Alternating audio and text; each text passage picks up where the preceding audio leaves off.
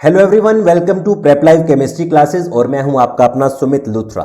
तो आज मैं आपके साथ बहुत ही ज्यादा इंटरेस्टिंग टॉपिक पर बात करने जा रहा हूं और जितना वो टॉपिक बेटा इंटरेस्टिंग है उतना ही ज्यादा इंपॉर्टेंट भी होगा आपके एग्जाम्स के लिए। ठीक है, और अगर एग्जाम्स के लिए इंपॉर्टेंट है तो इतना इसका यह भी मतलब कि आपके कैरियर के लिए भी वो कितना इंपॉर्टेंट होने वाला है। ओके, तो इसकी इंपॉर्टेंस बहुत ही ज्यादा है। तो भाई चलिए शुरू करते हैं और उस टॉपिक का नाम है केमिकल काइनेटिक्स। ठीक है, उस टॉपिक का नाम है केमिकल काइनेटिक्स। तो केमिकल काइनेटिक्स का मतलब क्या होता है? केमिकल काइनेटिक्स बेटा केमिस्ट्री की वो ब्रांच है जो रिएक्शन की स्पीड को डिटरमाइन करती है। ठीक है, measurement of speed of reaction. तो अगर मैं देखूं कि केमिकल रिएक्शन क्या होता है, ठीक है, केमिकल काइनेटिक्स को समझने के लिए सबसे पहले आपको पता होना चाहिए कि केमिकल रिएक्शन क्या होता है। तो आप सभी बच्चे बोलेंगे हाँ भी हमें तो पता है कि केमिकल रिएक्शन क्या चीज है। तो भाई बताओ फिर क्या होता है केमिकल रिएक्शन, क्या होता है? अब ज्यादातर बच्चे पता क्या बोलेंगे? ये बोलेंगे कि भैया केमिकल रिएक्शन तो वो चीज है जिसके दौरान या जिसमें एक ऐसा प्रोसेस जिसमें रिएक्टेंट्स कन्वर्ट हो जाते हैं प्रोडक्ट्स में। यही बोलेंगे, मुझे पहले पता था। तो बिल्कुल बोलना भी यही चाहिए बेटा, बिल्कुल सही बात है कि केमिकल रिएक्शन एक ऐसा प्रोसेस होता है जिसमें रिएक्टेंट्स जो हैं वो प्रोडक्ट में कन्वर्ट हो जाते हैं। बिल्कुल सही बात है। लेकिन कभी आपने सोचा है कि इस दुनिया में जो रिएक्शंस हैं अगर हम उसको स्पीड के हिसाब से डिवाइड करते हैं तो ये कितने पार्ट्स में डिवाइड होगा? सोचा है कभी?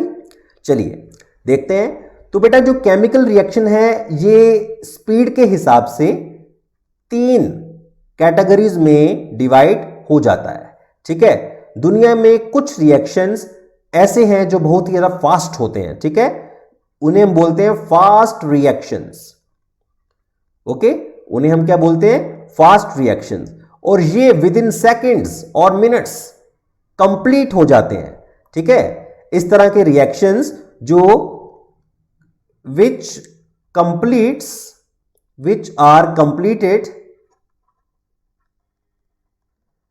With in seconds. ठीक है, इस तरह के रिएक्शन जो कि सेकेंड्स में बेटा कंप्लीट हो जाते हैं उन्हें हम बोलते हैं फास्ट रिएक्शंस। तो इसकी एग्जांपल पूछोगे अब आप कि एग्जांपल दो भाई फास्ट रिएक्शन की। तो बेटा फास्ट रिएक्शन की सबसे बड़ी एग्जांपल क्या है? रेस्पिरेशन। रेस्पिरेशन एक ऐसा एग्जांपल है जिसमें हम O2 को अंदर लेते हैं और CO2 को बाहर निकालते हैं। तो अंदर कितनी जल्दी रिएक्शंस होते हैं बेटा वो आप अंदाजा नहीं लगा सकते हैं।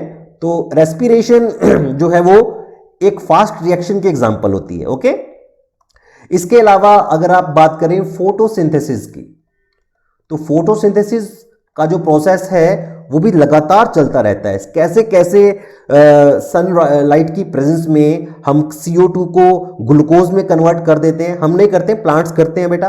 तो ये जो रिएक्शन है वो भी एक फास्ट रिएक्शन ही होगा। इसके अलावा अगर मैं केमिकल रिएक्शन की बात करूं तो H2 plus Cl2 in the presence of light converts to HCl। तो ये एक और रिएक्शन है जैसा कि आपको देखना पसंद है केमिकल रिएक्शन। तो बेटा इन रिएक्शंस को हम कहते हैं फास्ट रिएक्शंस। ओके, दूसरी जो कैटेगरी है that is slow reactions. Okay, second category is slow reactions.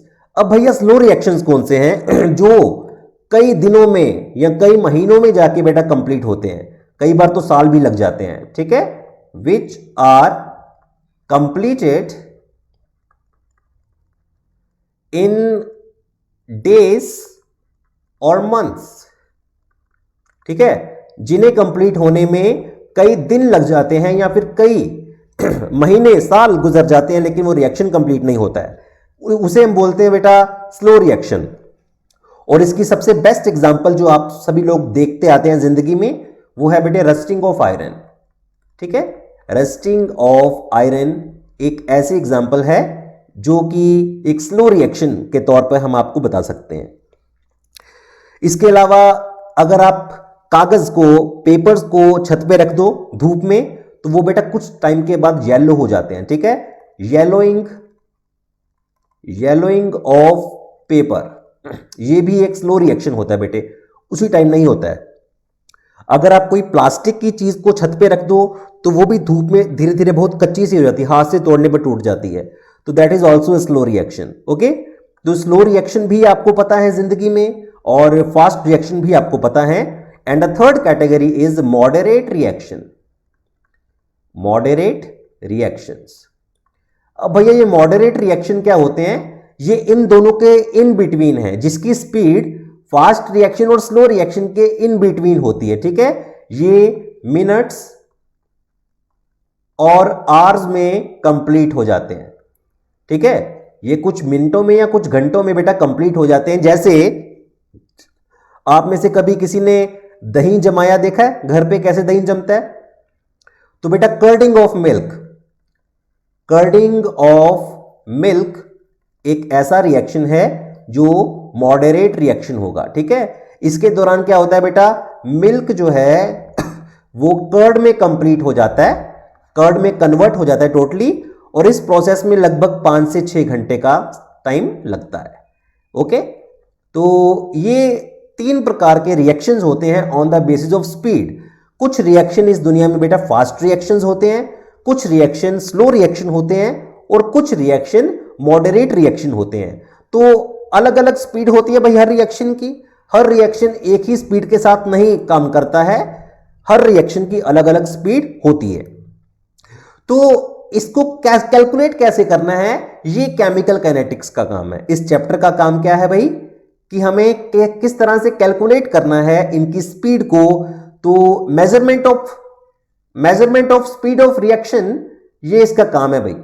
ठीक है, measurement of speed of reaction किसका काम है भाई? केमिकल काइनेटिक्स का। ओके, तो भाई स्पीड कैसे कैलकुलेट की जाती है? स्पीड को कैलकुलेट करने का हम सभी ने बचपन में एक फॉर्मूला पढ़ रखा है कि speed is equals to distance upon time. ठीक है, speed is equal to distance upon time. तो भाई ये बड़ा फेमस फॉर्मूला है, हर किसी को आता है, लेकिन यहां पर कौन सा डिस्टेंस ट्रेवल हो रहा है? यहां पर तो डिस्टेंस ट्रेवल नहीं हो रहा है। तो भाई रिएक्शन की टर्म्स में हम किसे डिस्टेंस मानेंगे और स्पीड का मतलब क्या होता है? तो भाई यहां पर कुछ टर्म्स चेंज हो जाएंगी, तो टर्म्स को मैं आपको समझाता हूं कैसे। तो सबसे पहली बात है कि जो ये हमारे पास स्पीड लिखा हुआ है, स्पीड को हम बोलेंगे यहां पर रेट ऑफ रिएक्शन। ठीक है, स्पीड ऑफ रिएक्शन का मतलब केमिस्ट्री में होता है रेट ऑफ रिएक्शन। ओके, तो भैया रेट ऑफ रिएक्शन हम बोलेंगे, स्पीड ऑफ रिएक्शन नहीं बोलेंगे। तो डिस्टेंस ट्रेवल्ड, जो डिस्टेंस ट्रेवल्ड होता है वो क्या चीज है? तो इस चीज को समझने के लिए हम एक काम करते हैं, हम बेटा एक रिएक्शन लिखते हैं। सपोज करो कि मेरे पास एक रिएक्शन है ए, ठीक है, और ये कंप्लीट हो जाएगा बी में। ठीक है, तो जब रिएक्शन शुरू नहीं हुआ था तब था टाइम 0। ठीक है, तब था टाइम 0, और उस टाइम पर जो ए की कॉन्सेंट्रेशन थी दैट वाज 100%। ठीक है, और बी की कॉन्सेंट्रेशन तब थी 0%।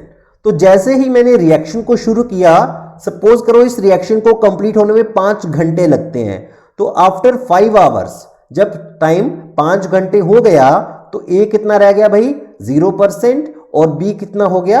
100%। इसका मतलब है कि रिएक्शन कंप्लीट हो गया।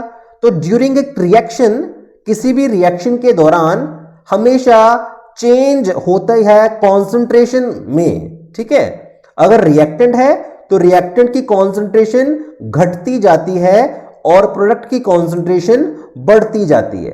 ठीक है, तो अगर मैं इसको एक ग्राफिकली रिप्रेजेंट करना चाहूं तो भैया एक छोटा सा ग्राफ बना रहा हूं, देखो जरा ध्यान से।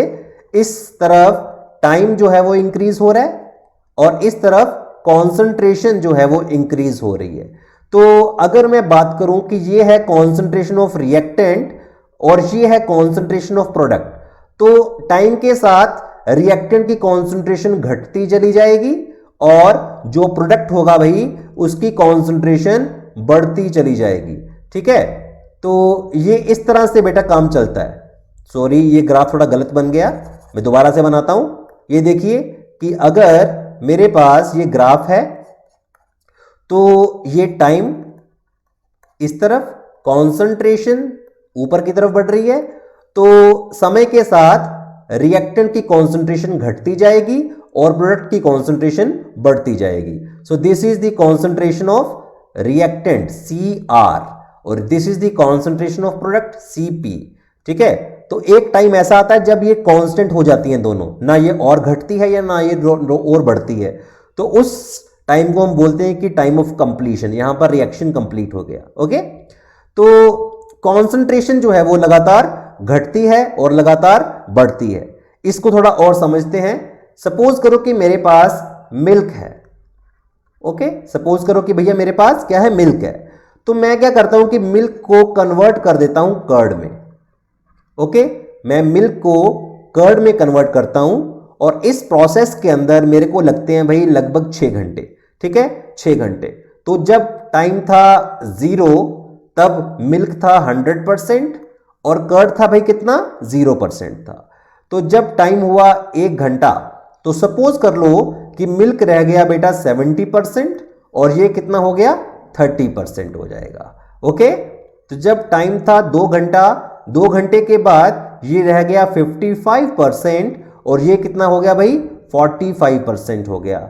आफ्टर 3 आवर्स, 3 घंटे के बाद मैं क्या देखूंगा कि जो मिल्क है उसकी जो गुणवत्ता है वो कम होती जा रही है और उसमें गुण आ रहे हैं कर्ड के। ठीक है, तो ये रह जाएगा भाई 40% और ये हो जाएगा 60%। टाइम 4 घंटे के बाद ये रह जाएगा भाई 25%, ये रह जाएगा 75%। आफ्टर 5 आवर्स ये हो जाएगा 10%, ये हो जाएगा 90% एंड आफ्टर दैट 6 आवर्स के बाद ये 0% और ये 100%।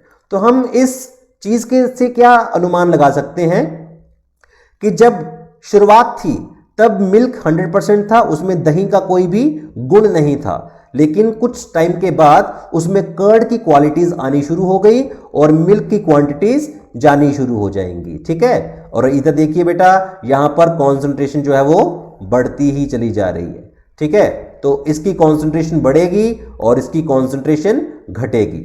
ओके, इसकी कॉन्सेंट्रेशन बेटा बढ़ेगी और इसकी कॉन्सेंट्रेशन घटेगी।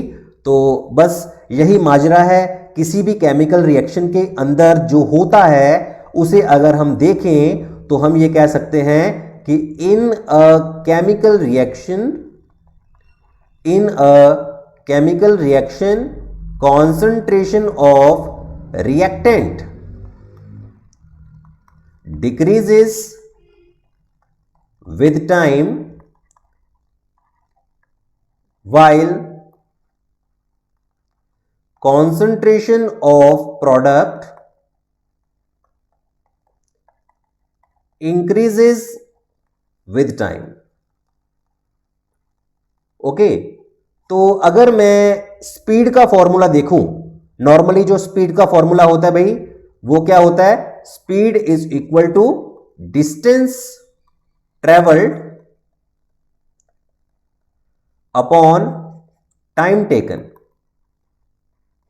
Distance travelled upon time taken, ये फॉर्मूला होता है भाई डिस्टेंस का। लेकिन इन दिस केस हम रेट ऑफ रिएक्शन निकालेंगे, तो रेट का मतलब भाई स्पीड ही होगा। यहां पर रेट ऑफ रिएक्शन का फॉर्मूला क्या बनेगा, ये बनेगा decrease in concentration of reactants upon time taken. क्योंकि रिएक्टेंट जो है उसने कितनी, उसके रिएक्टेंट की कॉन्सेंट्रेशन में कितनी कमी आई, कितने टाइम में आई। ठीक है, तो उसे हम बोलेंगे रेट ऑफ रिएक्शन। या फिर आप ऐसा भी बोल सकते हैं, एक और तरीका लिखने का, increase in concentration of products upon time taken. Okay, so इन दो तरीकों से बेटा रेट ऑफ रिएक्शन को लिखा जा सकता है। या फिर आप लिख सकते हैं decrease in concentration of reactant in time taken, या फिर increase in concentration of products upon time taken. अगर मैं इन दोनों चीजों को मिला दूं तो भाई मेरे पास कुछ इस तरह से बन जाएगा फॉर्मूला कि rate of reaction is equals to change in concentration, ठीक है, अपॉन टाइम टेकन। अब वो change in concentration of reactant हो या प्रोडक्ट हो, कोई फर्क नहीं पड़ता है, क्योंकि जितना रिएक्टेंट घटेगा उतना प्रोडक्ट बढ़ेगा, ठीक है। तो इसलिए रेट ऑफ रिएक्शन को लिखने का भाई इससे अच्छा तरीका और कोई नहीं होता है। तो चलिए अब मैं आपको समझाता हूं कि इसका आपने किस तरह से लिखना है फॉर्मूलाज। ओके, तो चलिए चेक करते हैं रेट ऑफ रिएक्शन। तो सपोज करो कि मेरे पास एक रिएक्शन है A plus B give rise to C plus D. Okay, तो ये हमारे पास एक केमिकल रिएक्शन है। तो अगर मैं लिखना चाहूं रेट ऑफ रिएक्शन इस रिएक्शन का, तो इसको मैं भाई चार तरीके से लिख सकता हूं। Rate of reaction is equal to minus rate of change in concentration of A upon time taken, ठीक है। तो इस तरह से मैं इसको लिख सकता हूं, या फिर मैं इसको ऐसे भी लिख सकता हूं, minus change in concentration of B upon time taken, या फिर मैं इसको ऐसे लिख सकता हूं, change in concentration of C upon time taken, या फिर मैं लिख सकता हूं change in concentration of D upon time taken. Okay, तो in this way I can write the rate of reaction बेटा कि ए। अच्छा, एक इसमें बड़ी जरूरी चीज आप सभी पूछ रहे होंगे कि यहां पर माइनस क्यों लगा है। माइनस सिर्फ इस चीज को रिप्रेजेंट करता है कि इनकी कॉन्सेंट्रेशन डिक्रीज हो रही है, और यहां पर बेटा प्लस में लिखा गया है सी और डी को, क्योंकि सी और डी प्रोडक्ट्स हैं, तो जो प्रोडक्ट होते हैं उसकी कॉन्सेंट्रेशन इंक्रीज करती है, इसलिए हम उसको पॉजिटिव लिखते हैं, और रिएक्टेंट्स का जो चेंज होगा वो नेगेटिव में होगा, ठीक है, तो हम उसको नेगेटिव लिखते हैं। तो बस इस तरीके से बेटा रेट ऑफ रिएक्शन को लिखा जा सकता है। रेट ऑफ रिएक्शन जो है, रेट ऑफ रिएक्शन जो होता है बेटे, ये दो प्रकार से लिखा जा सकता है।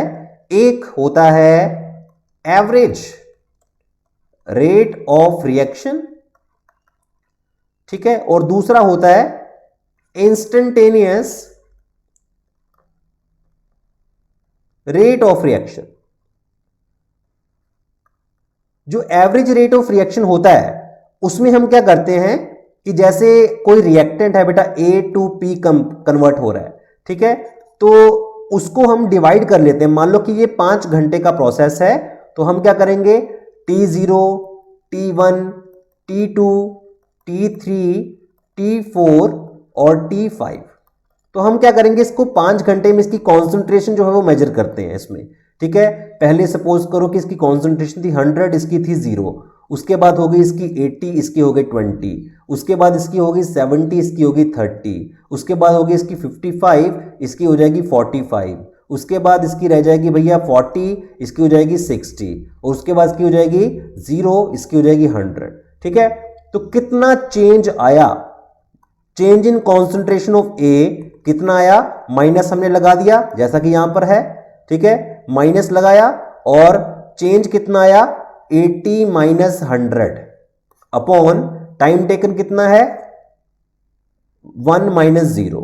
ओके, तो ये आ जाएगा मेरे पास माइनस इंटू माइनस 20 अपॉन 1, तो माइनस माइनस कैंसिल, तो 20 इसका रेट ऑफ रिएक्शन आ जाता है। लेकिन 20 कितना, तो बेटा हमें इसके यूनिट्स भी निकालने होंगे, तो चेंज इन कॉन्सेंट्रेशन, तो कॉन्सेंट्रेशन के यूनिट्स क्या होते हैं भाई, मोल्स, और टाइम के क्या होते हैं, सेकेंड्स। मोल्स पर लीटर होते हैं कॉन्सेंट्रेशन के यूनिट्स, और इसके होते हैं सेकेंड्स, तो इसका क्या आएगा, मोल पर लीटर पर सेकेंड। सो यूनिट्स क्या होते हैं रेट ऑफ रिएक्शन के, मोल्स पर लीटर पर second. So these are the units. Okay, और सेकेंड स्टेप का भी हम इसी तरह से निकालेंगे, थर्ड स्टेप का भी निकालेंगे, फोर्थ स्टेप का भी निकालेंगे, ठीक है। तो सभी स्टेप्स के निकालने के बाद उनकी फिर जितना उसका रेट ऑफ रिएक्शन निकल करके आता है, उसकी अगर हम एवरेज निकाल लें तो उसे एवरेज रेट ऑफ रिएक्शन कहा जाता है। सेकंड होता है बेटे इंस्टेंटेनियस रेट ऑफ रिएक्शन। तो इंस्टेंटेनियस रेट ऑफ रिएक्शन को कैसे हम कैलकुलेट करते हैं? इंस्टेंटेनियस रेट ऑफ रिएक्शन को कैलकुलेट करने के लिए हम लिखते हैं रेट ऑफ रिएक्शन, थोड़ा ऊपर लिख देते हैं हम इसको अगले पेज पे चलते हैं। तो भाई इंस्टेंटेनियस रेट ऑफ रिएक्शन क्या होता है कि इस समय किसी रिएक्शन पर कितना रेट चल रहा है, ठीक है, कितनी उसकी स्पीड चल रही है, ठीक है। Rate of reaction at any instant of time is called instantaneous rate of reaction. और इसको कैसे कैलकुलेट किया जा सकता है? सपोज करो कि रिएक्शन है A plus B give rise to P। तो रेट ऑफ रिएक्शन लिखने का तरीका क्या होता है इंस्टेंटेनियस रेट ऑफ रिएक्शन लिखने का? जिसमें हम क्या करते हैं भाई, minus derivative of concentration of A upon dt is equal to minus derivative of concentration of B upon dt, okay, is equal to positive में d concentration of P upon dt। So in this way you can write the instantaneous rate of reaction मेरे बच्चे, okay. सो ये होते हैं rate of reaction. अब भैया rate of reaction तो हमने समझ लिया, इसके बाद बात करते हैं इसके लॉज की। तो अब हमारे पास कुछ लॉज हैं, जिसमें फर्स्ट लॉ मैं आपको समझाऊंगा, law of mass action, law of mass action. अब ये लॉ ऑफ मास एक्शन क्या कहता है? लॉ ऑफ मास एक्शन क्या कहता है? कहता है कि according to this law rate of reaction is directly proportional, rate of reaction is directly proportional to the product of molar concentration of reactants, okay. So इस लॉ के अनुसार अगर हमारे पास एक रिएक्शन है A प्लस B, ये हमें देगा P, ओके। तो हम इसके अनुसार क्या होगा, rate of reaction is directly proportional to the product of molar concentration of reactants. तो रिएक्टेंट है मेरे पास ए बी, इनकी मोलर कॉन्सेंट्रेशन के प्रोडक्ट को हम इसके डायरेक्टली प्रोपोर्शन मान के चलते हैं कि जितनी ज्यादा कॉन्सेंट्रेशन रहेगी ए की या बी की, उतना ही ज्यादा आपका रेट ऑफ रिएक्शन भी होगा, okay. So rate of reaction is equal to concentration of A into concentration of B। Similarly अगर मेरे पास रिएक्शन है, सपोज करो उसका कॉफिशिएंट है कोई 2A plus 3B give rise to P, okay. तो इसका क्या बनेगा भाई, रेट इज इक्वल्स टू, या डायरेक्टली प्रोपोर्शनल टू A की पावर में आ जाएगा 2 और B की पावर में आ जाएगा 3, यानी कि जितना इसका कॉफिशिएंट होगा उसे हम इसकी पावर में लिख देते हैं बेटा। तो this is called law of mass action. अब यहां पर जो साइन है बेटा वो है डायरेक्ट प्रोपोर्शनैलिटी का। इसको हम इक्वालिटी के साइन में अगर कन्वर्ट करना चाहें तो हमें क्या करना पड़ेगा, rate of reaction is equals to, यहां पर कांस्टेंट लेकर आना पड़ेगा K, concentration of A into concentration of B, okay. So इस K को हम क्या बोलते हैं, K is called rate constant बेटा, K is called rate constant, okay. तो ये जो रेट कांस्टेंट है ये क्या है, सपोज करो कि मैं इसके अंदर concentration of A is equal to concentration of B is equal to 1 कर देता हूं, ठीक है। अगर इनकी कॉन्सेंट्रेशन 1 हो जाती है तो रेट ऑफ रिएक्शन क्या आएगा भाई, रेट ऑफ रिएक्शन आ जाएगा इक्वल टू K, ओके। तो रेट कांस्टेंट, तो भाई रेट कांस्टेंट क्या चीज है, तो इसके बारे में लिखा गया है कि rate constant is defined as rate of reaction, इसे रेट ऑफ रिएक्शन ही बोलेंगे, लेकिन कब, when concentration of all reactants is unity बेटे, ठीक है। यूनिटी का मतलब 1। तो जब सभी concentration of reactant equal to 1 होंगी तब हम इसको बोलेंगे रेट ऑफ रिएक्शन। तो आज की वीडियो में बस इतना ही। नेक्स्ट जो हम करेंगे that will be the rate law expression अगली वीडियो में। तो thank you very much, bye. इस वीडियो को लास्ट तक देखने के लिए थैंक यू। अगर आपको वीडियो पसंद आया है तो इसे लाइक और शेयर करें। सब्सक्राइब करना बिल्कुल न भूलें। अगर आपको कोई डाउट है तो कमेंट सेक्शन में उसे लिखें, हम जल्दी ही उसका रिप्लाई देंगे।